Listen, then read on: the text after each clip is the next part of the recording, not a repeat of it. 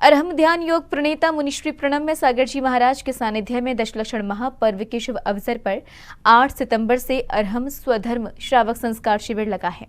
9 सितंबर को पर्युषण पर्व के दूसरे दिन मुनिश्री ने उत्तम मार्दव धर्म का महत्व समझाया। दशलक्षण महापर्व के शुभ अवसर पर अरहम ध्यान योग प्रणेता मुनिश्री प्रणम्य सागर जी महाराज के सानिध्य में जयपुर में अरहम स्वधर्म श्रावक संस्कार शिविर चल रहा है, जहां पर्व के दूसरे दिन मुनिश्री ने उत्तम मार्दव धर्म के विषय में बताते हुए कहा कि हमारे अंदर मान और कषाय रूपी चट्टाने हैं, जिसे मार्दव धर्म रूपी पानी ही काट सकता है। इसी तरह से हमारे अंदर मान कसाई की बड़ी बड़ी चट्टाने हैं, लेकिन उसे काटेगा कौन?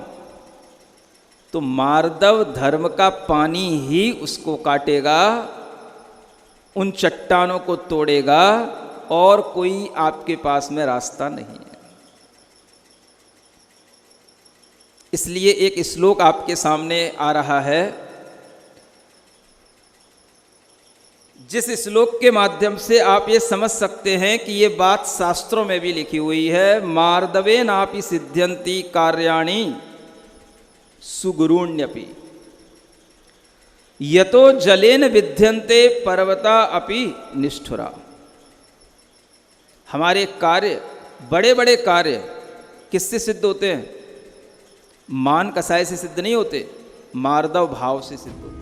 साथ ही मुनिश्री ने कहा कि हमारे अंदर की मान कषाय अगर तोड़नी है तो वह मार्दव रूपी जल से ही टूटेगी। इस जल को लगातार बहने दो।